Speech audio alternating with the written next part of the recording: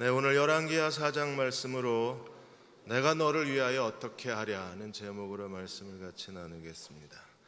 통계청에서 최근에 발표한 바에 의하면 대학을 졸업하고 취직이 안 돼서 놀고 있는 청년 백수가 330만이 넘습니다. 한국의 비경제 활동 인구가 1600만인데 청년들이 대학 졸업한 청년들이 330만이면 실직자, 무직자 5명 중에 1명이 청년이라는 소리입니다. 노벨 문학상 수상자인 잔 스타인백이 분노의 포도에서 이런 얘기를 했습니다. 일자리가 하나 생기면 천국이 하나 생기고 일자리가 하나 없어지면 지옥이 하나 생긴다. 그러니까 대학을 졸업한 젊은이들 가운데 330만 개 지옥이 생긴 거예요. 부모들이 피땀 흘려서 열심히 돈 벌어서 수천만 원씩 들여서 대학을 졸업시켰는데 졸업하자마자 백수가 되는 겁니다. 직업을 갖지 못한다는 건 생존의 가장 큰 위협이고 직업이 없다는 건 살아갈 능력이 없다는 얘기가 되잖아요. 한국의 정치인들이, 한국의 재계가 청년들의 경제활동을 위해서 지금부터 깨어 뭔가를 준비하지 않으면 젊은이들의 미래는 없는 겁니다. 오늘 열왕기하 4장도 죽음의 환경입니다. 남편이 죽고 늦게 얻은 수넴의 귀한 여인의 아들이 죽고 그리고 길갈 선지자 학교에서 흉년 가운데 국을 끓여 먹었는데 집단으로 그 국에 독이 있어서 죽음의 위기를 겪습니다. 이러한 죽음의 절망 가운데, 죽음의 위기 가운데에서 하나님은 우리에게 어떻게 하실까요? 하나님은 이러한 문제에 대해서 외면하지 않으십니다. 우리가 겪고 있는 일상적인 먹고 사는 문제, 살아야 되는 문제, 하나님이 그것에 대해서 무관심한 분이 아니세요. 하나님은 오히려 우리가 먹고 사는 이 먹고 사니즘, 먹고 사는 문제에 하나님은 우리보다 더 관심을 갖고 계신 분이십니다. 무엇을 먹을까, 무엇을 입을까, 이 문제에 대해서 너희는 염려하지 말라고 말씀하셨기 때문입니다. 오늘 4장에서도 엘리사 선지자를 통해서 하나님은 2번이나 내가 너를 위해서 어떻게 해주면 좋겠냐. 4장 2절에 내가 너를 위해서 어떻게 하랴. 4장 13절에 내가 너를 위하여 어떻게 하랴. 베드로전서 5장 7절에 보시면 너희 염려를 다 주께 맡겨버리라. 이는 그가 너희를 돌보십니다. 돌보신다는 말의 뜻이 무엇입니까? 우리가 걱정하는 것보다 하나님이 더 걱정하신다는 거예요. 우리의 걱정을 하나님 무시하는 게 아니라, 우리가 걱정하는 일을 하나님이 업신여기시는 게 아니라, 우리가 걱정하는 것보다 하나님은 더 많이 더 크게 걱정하고 계신 하나님이십니다. 하나님이 오늘 어떻게 돌보셨나요? 오늘 4가지 중요한 사건이 나오는데, 제일 먼저 선지자 제자였던 남편이 죽었습니다. 아내는 당장 먹고 살 일이 걱정입니다. 이러한 아내의 문제에 대해서 가난한 이 빚더미에 눌려있는 이 가정에 하나님께서 그 가정의 빚을 해결해 주시고 먹고 사는 미래의 장래에 먹고 사는 일까지 다 해결해 주세요. 수넴의 귀한 여자는 아이를 낳지 못했습니다. 사람이 아무리 명품백을 들고 다니고 벤츠 500 시리즈 자가용을 타고 다니고 최고급 레스토랑에서 음식을 먹어도 고대 근동사회에서 여자가 아이가 없는 것은 가장 수치스러운 일이었어요. 하나님 그녀의 수치를 씻어주셔서 그녀에게 아들을 선물로 주셨습니다. 절망 가운데 하나님이 그녀의 부끄러움을 씻어주시고 그녀를 명예롭게 하신 분이 하나님이셨어요. 길갈 선지자 학교에서 일어난 죽음의 독이 가득한 음식을 하나님은 오히려 건강한 음식으로 바꾸어 주셔서 하나님을 섬기는 종들을 하나님이 친히 돌보고 계셨습니다. 하나님이 어떤 사람을 돌보실까요? 오늘 열왕기하 4장에 나와 있는 사람들은 아주 특별한 사람들입니다. 그들은 하나님 앞에 하나님을 온전히 섬기고 하나님께 진실한 사람들이었었어요. 하나님은 어떤 하나님이시나요? 하나님은 우리가 행한 대로 갚으시는 하나님이십니다. 심는 대로 거두게 하시고 행한 대로 갚으시는 하나님이세요. 그래서 히브리서 11장 6절에 믿음으로 우리가 믿음이 없이는 하나님을 기쁘시게 할 수 없는데, 믿음이라는 것이 무엇입니까? 하나님이 거기 계신 것과 자기를 찾는 자들에게 보답하시는 하나님, 되돌려 주시는 하나님이라 그랬어요. 사람은 심는 대로 거둘 수밖에 없습니다. 행한 대로 그대로 하나님께 받는 거예요. 선지자 생도의 아내, 그 가정에 하나님이 기적을 행하실 수 있었던 것은 선지자 생도가 하나님을 경외하는 사람이었기 때문입니다. 수넴의 귀한 여자가 아들을 선물로 받을 수 있었던 것은 엘리사를 하나님의 사람으로 알고 엘리사에게 모든 정성을 다해서 대접하고 섬겼기 때문에 그 보답으로 주신 거예요. 길갈 선지자 학교의 신학생들도 그 흉년 가운데 그들이 사명을 포기하고 집으로 돌아간 게 아니라 그 흉년과 배고픔 가운데서도 하나님의 사명을 위해서 끝까지 부르신 자리에 남아 있었기 때문에 하나님이 그들을 돌보셨어요. 오늘도 하나님은 우리를 돌보시는 분이십니다. 시편 18편 24절에 여호와께서 내 의를 따라 갚으시되 그의 목전에서 내 손이 깨끗한 만큼, 손의 깨끗함 정도로 상중하로 나뉘어서 하나님이 그 손이 깨끗한 것만큼 하나님이 되돌려 주시는 하나님이십니다. 그러므로 오늘 우리가 하나님의 보호하시는 그분의 은혜 안에 살기를 원하면 하나님께 신실한 종들이 되어야 합니다. 신앙생활을 오래 하다 보면 빠지기 쉬운 위험이 매너리즘이라 그랬습니다. 매너리즘은 뭡니까? 예배를 드리러 오는데 아무 간격도 없이 오는 거예요. 그냥 습관적으로 형식적으로 여기에 와서 예배에 구경꾼처럼 앉아있으면 이미 매너리즘에 빠진 겁니다. 데이비스 웰스 박사가 신앙의 매너리즘 가벼움에 대해서 이렇게 얘기했습니다. 하나님을 믿는다고 말하면서도 하나님보다 TV 프로그램에 더 흥미를 느끼고 하나님 명령보다 부와 권력과 명예에 더 사로잡히고, 그리고 하나님의 심판에 대한 것보다 저녁 뉴스에 더 관심을 기울이고 하나님의 진리보다 오락거리의 마음을 빼앗겼다면 신앙이 가벼워진 거라 그랬어요. 영적 무감각 신앙의 가벼움은 하나님을 결코 의지할 수가 없다고 했습니다. 우리는 다시 하나님의 은혜에 사로잡힌 바 돼야 되고 신령한 은혜를 옷 입어서 하나님 보좌 앞에 나아가 무릎 꿇는 그리스도의 종들이 돼야 합니다. 그때 하나님의 돌보심의 은혜가 시작이 되는 거예요. 오늘 4장을 세 장면으로 나누어서 살펴보겠습니다. 먼저 4장 1절에 7절까지 선지자 제자의 아내, 그 과부의 기름의 사건이 나옵니다. 4장 1절에 보시면 선지자의 제자들의 아내 중에 한 여인이 엘리사에게 부르짖어 이르되 당신의 종 나의 남편이 죽었습니다. 이 남편은 어떤 사람이었나요? 하나님을 경외하는 줄 당신이 아십니다.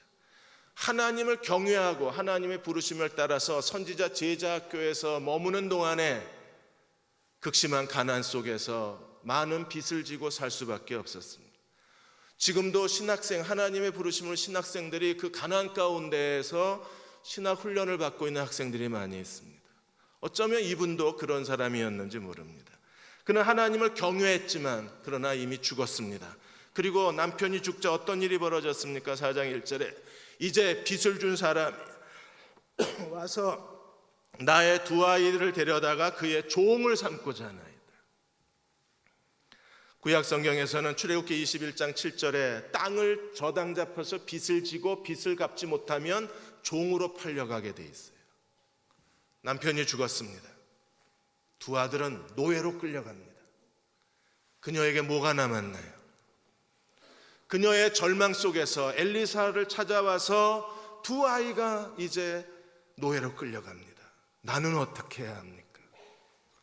엘리사가 그녀의 그 절망을 모르는 척하지 않았습니다. 하나님께 기도하라고 외면하지도 않았습니다. 엘리사는 어떻게 했습니까? 2절에 내가 너를 위하여 어떻게 해주기를 원하느냐. 그리고 즉시 해결 방법을 제시를 합니다. 네 집에 무엇이 있는지 내게 말하라. 그녀가 대답하기를 그녀에게 남은 것은 이제 기름 한 그릇밖에 없다고 했습니다. 선지자의 제자였던 하나님을 경외하는 남편이 죽어가면서 아내와 자식에게 남겨놓은 것이 기름 그릇 한 그릇입니다. 하나님은 그녀가 가지고 있는 그것밖에는 없습니다는 기름 한 그릇을 가지고 그녀의 절망을 해결해주고 그녀의 미래에 두 아들과 함께 먹고 사는 문제를 완벽하게 해결해 주시는 하나님이십니다. 오늘 하나님은 내게 있는 것 가지고 내 문제를 해결해 주실 수 있는 분이세요. 그녀에게 있는 기름 한 그릇을 가지고 그녀의 모든 고민을 해결해 주셨습니다. 모세가 하나님을 두려워하면서 하나님이 바로에게 가라고 했을 때 모세는 두려워했잖아요. 바로가 날 믿지 않을 거라고. 백성들이 하나님이 나타나신 거 안 믿을 거라고. 하나님이 어떻게 하셨어요? 네 손에 있는 게 무엇이냐? 지팡이니이다. 던져라. 뱀이 되고 잡아라. 지팡이가 됐어요. 네 손에 있는 것 가지고 표적을 삼으셔서 하나님이 모세에게 나타나셨다는 걸 증거하라고 하셨습니다. 5천 명이 넘는 많은 사람들이 디베라 바닷가에 모였습니다. 예수님은 제자들에게 너희가 먹을 걸 주라 그랬습니다. 어떻게 먹을 걸 해결해야 되나요? 그들이 통장을 다 털어야 됩니까? 은행에서 융자를 받아야 되나요? 아니요. 안드레는 뭘 가져왔습니까? 그 군중들이 가지고 있었던 것, 어린아이가 가지고 있었던 것, 오병이어를 찾아가지고 와서 주님께 드렸을 때 거기에 있는 걸 가지고 그들의 문제를 해결하신 분이 하나님이세요. 오늘 우리도 하나님의 도우심을 구할 때 우리도 이 과부처럼 절박하게 해결해야 될 문제가 있습니다. 많은 빚이 있고 재정적인 어려움이 있고 그리고 빠져나갈 길이 없는 상황에 처했을 때 하나님이 우리를 도우시기 위해서 먼저 찾으시는 게 뭐냐 하면 내게 있는 게 뭐냐. 우리가 그걸 하나님께 드렸을 때 하나님이 거기서부터 하나님의 기적이 시작이 되는 거예요. 기름 한 그릇밖에 없다 그러자 엘리사는요 어떻게 할 것을 자세하게 가르쳐 줍니다. 제일 먼저 3절에 보시면 나가서 모든 이웃에게 그릇을 빌리라. 빈 그릇을 빌리되 조금 빌리지 말고 있는 집집마다 다 그릇을 빌려라. 그 다음에 해야 될 일이 뭐예요? 두 아들과 함께 들어가서 문을 닫고 모든 빈 그릇에다가 기름을 채우고 기름이 부어서 차는 대로 옮겨 놓으라 그럽니다. 저는 이 글을 읽으면서 야 하나님 정말 친절하시다 그랬습니다. 왜냐하면 이건 어린아이도 다 아는 거잖아요. 그릇에 기름을 부었습니다. 다 찼습니다. 그냥 부어야 되나요? 옮겨놔야죠. 유치원 애들도 아는 거잖아요. 그런데 하나님은 너무나 자세하고 친절하게 이 선지자 제자의 아내에게 말하기를 4절에 보시면 너는 내 두 아들과 함께 들어가서 문을 닫고 모든 그릇에 기름을 부어서 차는 대로 옮겨놓으라. 그릇에 다 찾아 기름도 멈춰요. 선지자의 아내가 와서 말합니다. 제자의 아내가 와서 말하기를 기름이 다 찼다고 했을 때 엘리사가 뭐라 그랬어요? 7절에 보시면 너는 가서 기름을 팔아 빚을 갚고 남은 것으로 너와 내 두 아들이 생활해라. 빚을 다 갚아주셨을 뿐 아니라 하나님은요 국민연금까지 들어주셔서 그녀의 노후를 완벽하게 책임져 주신 거예요. 더군다나 모든 집집마다 빈 그릇을 가져오라고 하는 게 얼마나 하나님의 탁월한 마케팅인가 보십시오. 빈 그릇을 빌려다가 거기서 제조를 했습니다. 그리고 집집마다 빈 그릇을 돌려주어야 되잖아요. 그 그릇에 차 있는 기름을 한 군데에 모아야 되나요? 아니요. 빈 그릇을 돌려주면서 거기에 있는 기름을 절반값에 팔았다면요 아마 그날 하루 다 팔았을 겁니다. 과부와 두 아들이 그 기름을 판매할 수 있는 가장 지혜로운 마케팅 중에 하나가 집에서 빌려온 그릇을 기름을 채워서 도로 갖다 주면서 절반값에 팔았으면 이마트보다 더 싸게 팔았으면 그날 아마 다 팔았을 거예요. 하나님이 우리를 도우시는 것은 그 지혜와 그 풍성함이 우리가 생각하는 것보다 더 넘치도록 부어주시는 하나님이십니다. 어느 한 장로님이 계십니다. 이분이 평생을 농사를 지으셨던 분이셨어요. 장로가 임직되고 나서 주일 예배 기도하러 올라갔는데 그냥 평범한 옷을 입고 올라가신 겁니다. 그래서 담임 목사님이 정장을 하지 않으시면 기도하실 수 없습니다. 대표 기도를 못하게 됐어요. 장로님은 농부시기 때문에 양복이 없습니다. 양복이 생길 때까지 주일 예배 대표 기도를 못하신 거예요. 이분은 하나님 앞에 평생을 기도하셨던 분이셨습니다. 새벽마다 나가서 기도하셨는데 구남매를 낳으셨어요. 구남매를 위해서 중보기도 하시는데, 하나님, 나의 이 가난을 자식에게 대물림하고 싶지 않습니다. 내 자식은 가난하게 살지 않게 해주십시오. 여러분, 이게 세속적 기도입니까? 육신적인 기도인가요? 이기적인 기도인가요? 근데 장로님은 정말 자식들이 자기처럼 가난하게 살지 않기를 소망했어요. 하나님이 이 장로님의 기도를 들으셔서 큰아들은 고등학교 교장으로 은퇴하게 하시고, 둘째는 육군 대령으로 예편하고, 셋째는 대기업 사장 중에서 그래도 가끔 신문에 이름도 나오고, 넷째는 국회의원을 2번이나 하고 장관도 나오고, 고 김응선 장로님 이야기입니다. 이 장로님은 자기가 할 수 있는 게 기도밖에 없었어요. 그래서 새벽마다 나가서 기도를 했습니다. 그리고 하나님은 9남매의 그릇마다 하나님의 축복을 채워주신 거예요. 여러분, 우리가 가진 게 없다고 해도 기도할 수는 있잖아요. 그리고 하나님은 기도로 충분한 겁니다. 우리가 가지고 있는 것을 가지고 하나님이 우리를 축복하시고 돌보시는 분이시기 때문에 그렇습니다. 두 번째로 8절에서 37절까지 수넴의 귀한 여인의 이야기가 나와요. 수넴에 사는 여자 이름을 밝히지 않고 그냥 귀한 여인이라고만 했습니다. 그녀의 믿음은 정말 고귀하고 아름답습니다. 8절에 보시면, 하루는 엘리사가 수넴에 이르렀더니 거기 한 귀한 여인이 그를 간권하여 음식을 먹게 하였더라. 수넴의 귀한 여인은 마음을 다해서, 모든 친절을 다해서 엘리사가, 지나가는 하나님의 사람 선지자 엘리사를 대접하기를 원했어요. 오고 가는데 음식만 대접한 것이 아니라 나중에 남편에게, 이 사람은 하나님의 거룩한 사람이니까 10절에 보시면 그를 위하여 작은 방을 담 위에 짓고 침상과 책상과 의자와 촛대를 두사이다. 그래서 완전히 별장을 하나 지어놓은 거예요. 그녀는 자기가 할 수 있는 모든 최선을 다해서 선지자를 대접을 했습니다. 저희 교회 교우들도 저희 부족한 목회자들을 위해서 마음을 다해서 섬겨주신 것을 인하여 감사를 드립니다.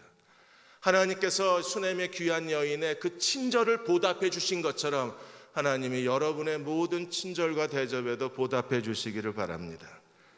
이렇게 수넴의 귀한 여인의 너무나 자상한 친절을 받은 거예요. 그야말로 지붕 위에다가 오피스를 지어준 게 아니라 오피스텔을 지어줬잖아요. 왜? 침상까지 갖다 놨으니까. 엘리사가 얼마나 감사했겠습니까? 그래서 13절에 그 귀한 여인을 불러다가 이렇게 말합니다. 내가 우리를 위하여 세심한 배려를. 내가 우리를 위하여. 그러자 엘리사가 내가 너를 위하여 어떻게 하랴? 왕이나 군대 장관에게 필요한 게 있으면 구하라. 수넴의 귀한 여인이 먼저 엘리사에게 주자. 엘리사도 수넴의 귀한 여인에게 나도 너에게 뭘 줬으면 좋겠느냐. 주고받는 법칙인 거예요. 수넴의 귀한 여인이 하나님께 드린 것만큼 엘리사도 그녀에게 주고 싶어 했습니다. 그러나 그녀는요, 이미 남편이 부자였고 모든 게 풍족했기 때문에 나는 내 백성 중에 지금 편안히 잘 살고 있습니다. 필요한 게 없습니다라고 대답을 했습니다. 그러자 엘리사가 고민이 생겼어요. 14절에 그러면 이 여자를 위해서 내가 어떻게 해야 되느냐. 그러자 게하시가 그녀의 정보를 몰래 빼가지고 와서 엘리사에게 얘기합니다. 남편은 늙었고 그리고 아이는 없습니다. 그녀는 말하지 않았지만 그녀의 마음속 깊은 곳에 숨겨있는 갈망이 뭐예요? 아이에 대한 거였을 거예요. 그러자 엘리사가 그 수넴의 귀한 여자를 불러다가 내년 이맘때에 네 품에 아이를 안으리라. 여자는 너무나 놀랬습니다. 주의 계집종을 속이지 마옵소서. 그런 일이 자기에게 일어날 수 없다고 생각을 한 거였어요. 사랑하는 여러분, 오늘 우리가 하나님 앞에 최선을 다해서 하나님을 섬기면 하나님도 우리에게 주실 수 있는 최선의 것을 주시는 거예요.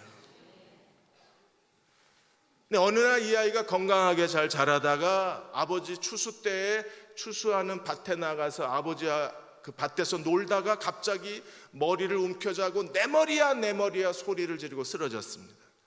급하게 어머니가 데리고 왔는데 어머니 무릎에서 아이가 죽어요. 하나님이 주신 아이였습니다. 달라고 요구하지도 않았는데 하나님이 선물로 주신 아이가 갑자기 내 머리야 소리를 지르더니 죽어버렸습니다. 이 수넴의 귀한 여인이 아이를 다시 살리기까지 어떻게 엘리사를 찾아갔는지 그 내용이 너무나 자세하고 생생하게 기록이 되어 있는 거예요. 그래서 열왕기하 4장이 길어졌어요. 한 장면 한 장면을 놓치지 않고 하나님은 너무나 자세하게 그녀가 어떻게 움직여가고 있는가를 마치 슬로우 비디오처럼 우리에게 보여주고 있습니다. 왜 그랬을까요? 그녀가 하나님을 의지하는 그 믿음이 너무 아름답습니다.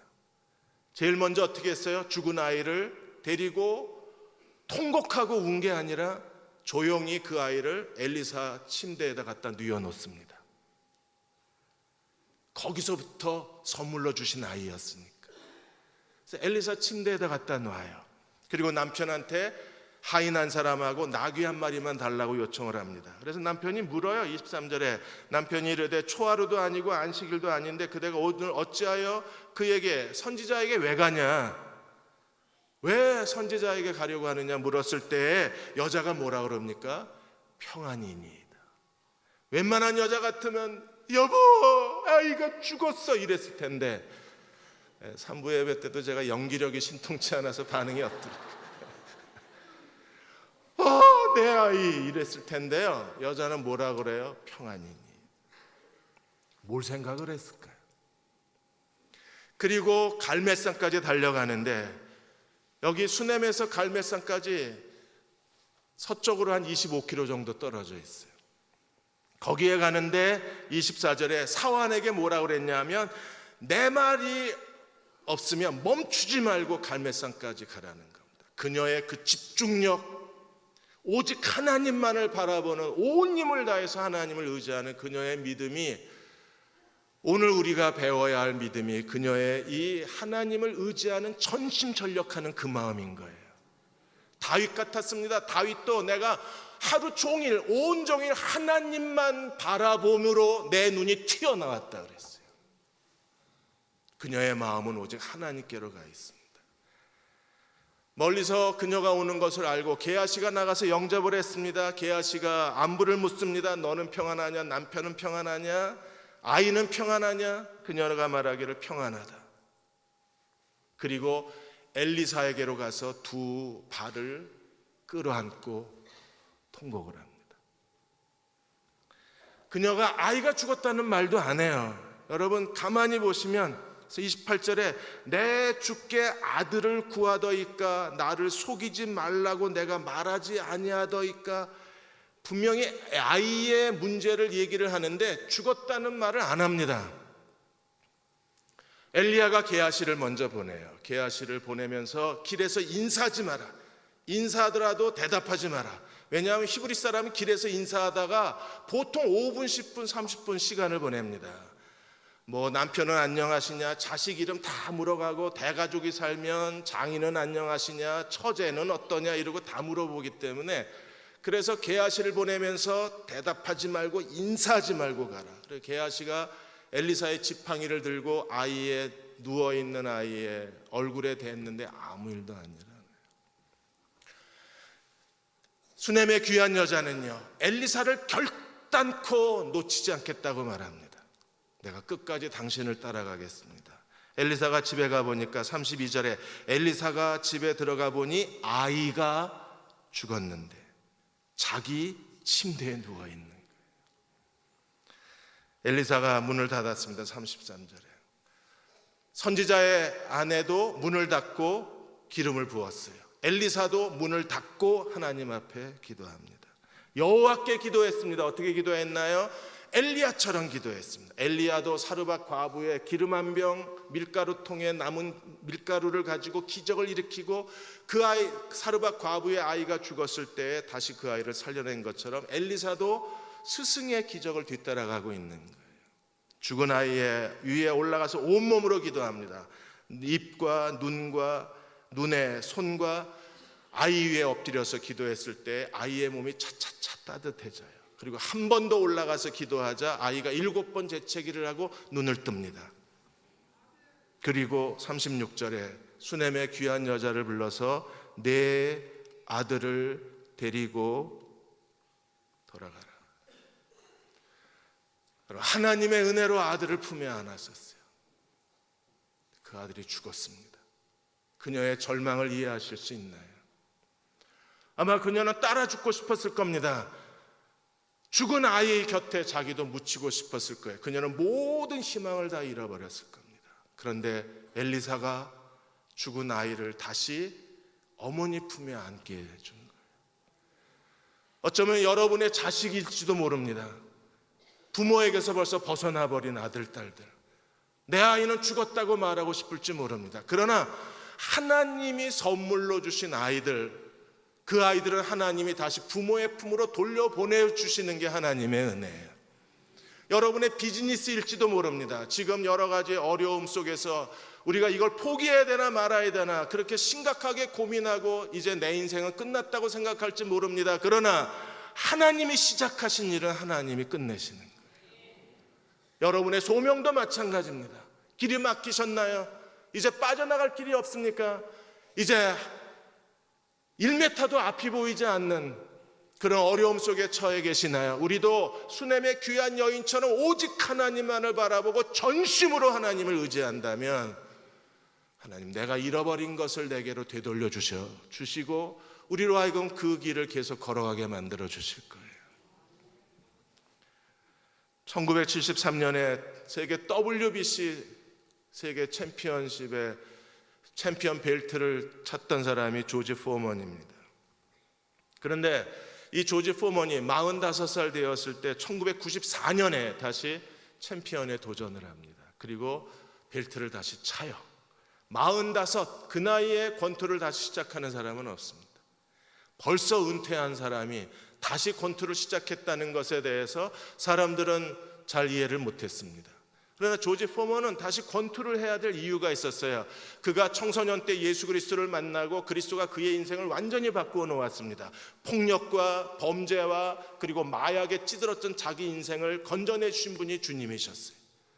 포먼이 남은 인생 동안에 그는 자기처럼 방황하는 청소년들을 위해서 그들의 전도자로, 그들의 교사로, 그들의 멘토로 남은 생애를 하나님 앞에 헌신을 했습니다. 그래서 휴스턴에서 길거리에 마약 중독자, 알코올 중독자, 방황하는 아이들을 데려다가 자기 돈으로 교회를 짓고 자기 돈으로 청소년 센터를 지어서 그 아이들을 돌본 거예요.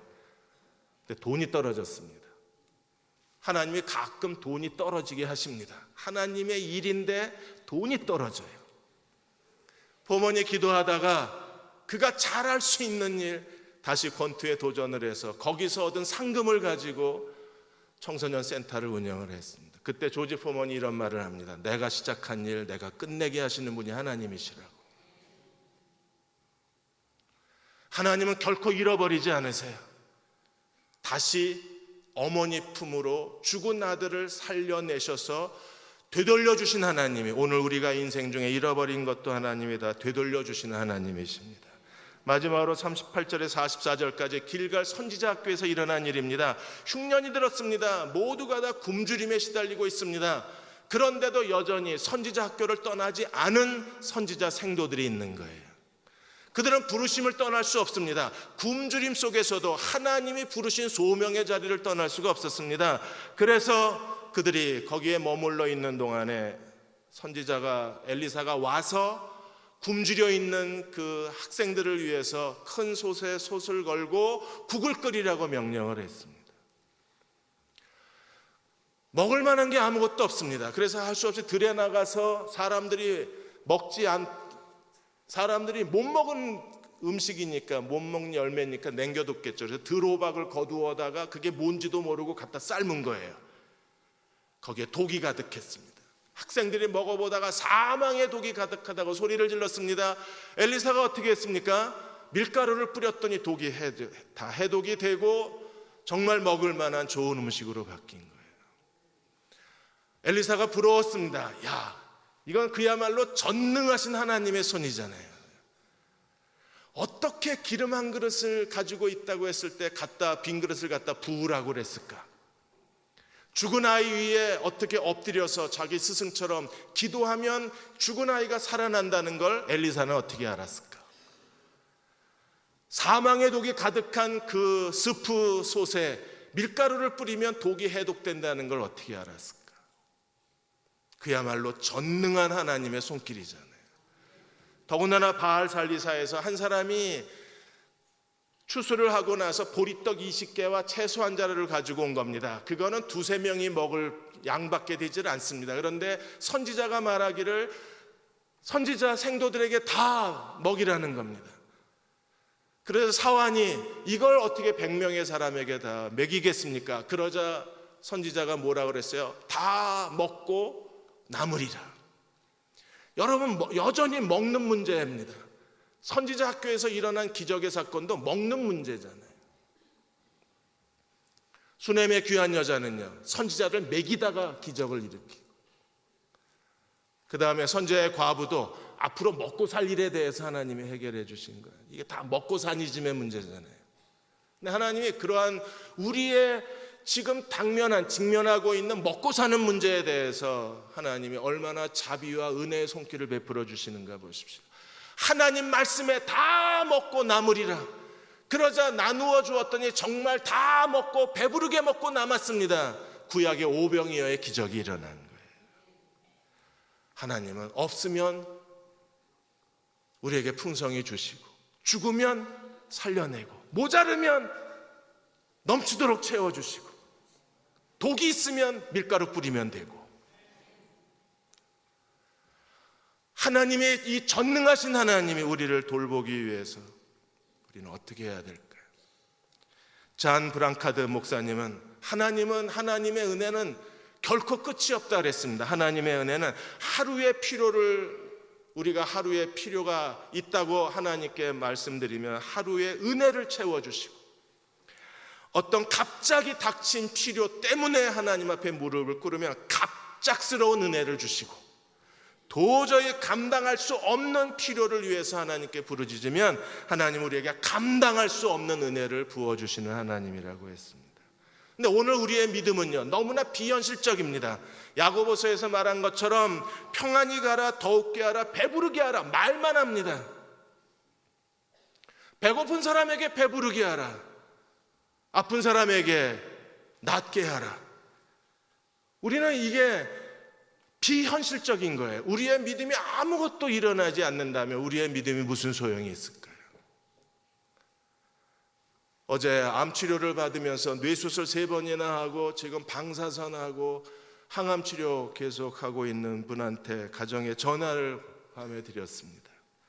좀 괜찮아졌느냐 그랬더니 며칠 괜찮았다가 다시 몸이 좋지 않아서 지금 링거를 맞고 있고 혈소판을 맞고 있고 비타민을 맞고 있다는 얘기를 들었어요. 제가 기도해 주면서 마음속에 왜 아무 일도 안 일어나나, 그냥 그분들한테 위로의 말을 해 주었지만 평안히 가라, 덥게 하라, 배부르게 하라, 그리고 그 몸에 쓸 것을 아무것도 줄 수가 없는 겁니다. 오늘 하나님께서 우리로 하여금 그 몸에 쓸 것을 주지 않으면 이게 행함없는 믿음이 죽은 거라 그랬잖아요. 우리가 하나님이 우리를 돕게 해야 합니다. 하나님이 우리의 삶을 돌보시게 해야 합니다. 그분은 오늘도 우리의 삶 속에서 과부에게 행하신 기적과 수넴의 귀한 여인에게 행한 기적과 길갈 선지자 학교에서 일어난 기적을 오늘 우리에게 행하실 수 있는 하나님이십니다. 우리가 어떻게 해야 되나요? 시편 31편 23절에 너희 모든 성도들아 여호와를 사랑하라. 여호와께 진실한 자를 하나님이 보호하시고 교만한 사람을 하나님이 엄중하게 갚으신다 그랬습니다. 하나님을 사랑하는 사람이 되어야 합니다. 하나님께 진실하면 하나님이 보호하시겠다고 약속을 해주셨어요. 하나님 오늘도 우리에게 묻고 계십니다. 내가 너를 위하여 어떻게 하랴? 여러분은 뭘 구하시겠습니까? 우리가 구할 때 응답하시는 하나님, 하루의 필요를 하루의 은혜로 채워주시는 하나님, 갑작스러운 필요에 갑작스러운 은혜로 채워주시는 하나님, 감당할 수 없는 필요에 감당할 수 없는 은혜로 채워주시는 그 하나님, 그 하나님을 마음을 다하여 의지하는 저와 여러분 되시기를 주의 이름으로 축원합니다. 하나님, 우리 곁에 하루에 뭘 먹을까를 걱정하고 살아가는 이웃들이 있습니다. 미래가 보이지 않아서 어두운 표정으로 방황하는 젊은이들이 우리 곁에 있습니다. 의사도 포기하고 병원도 아무것도 해줄 수 없어서 그냥 누워있는 환자의 얼굴을 쳐다봐야 하는 가족들도 있습니다. 하나님, 우리의 기도를 들어주셔서 하나님 살아계심이 우리의 삶에서 확인되게 해주옵소서. 우리의 믿음의 부족함이 얼마나 큰지 잘 압니다. 그런데 이게 우리 믿음입니다. 이것밖에 가진 게 없습니다. 하나님, 저희의 이 연약한 믿음이라고 할지라도 하나님, 우리가 할 수 있는 믿음이 이게 다하기에 하나님의 자비를 구합니다. 하나님, 뭐라도 응답해 주셔서 우리가 하나님의 은혜로 위로받게 하여 주시고 내게 주신 그 길을 걸어가도록 하나님 길을 열어주시고 하나님, 그들의 수치와 부끄러움을 씻어주신 하나님, 하나님 우리의 기도에 응답하셔서 우리의 부끄러움을 씻어주사 하나님의 영광의 얼굴을 배우게 하여 주옵소서. 도우시기 원합니다. 하나님, 눈을 뜨기 전에 우리에게 믿음을 더하여 주셔서 전심으로 하나님을 의뢰하고 하나님을 온전히 바라고 하나님을 기다릴 줄 아는 주의 백성 되게 하여 주옵소서. 지금은 우리를 죄에서 구원하신 우리 주 예수 그리스도의 은혜와 하나님 아버지의 그 크신 사랑하심과 성령의 위로하시고 도우신 은혜가 오늘 3월의 첫째 주일 예배드리고 돌아가는 모든 교우와 가정과 자녀들 위해, 고통당하는 이웃들 위해, 이 땅의 젊은이들 위해 지금부터 영원히 함께 하시기를 간절히 축원하옵나이다.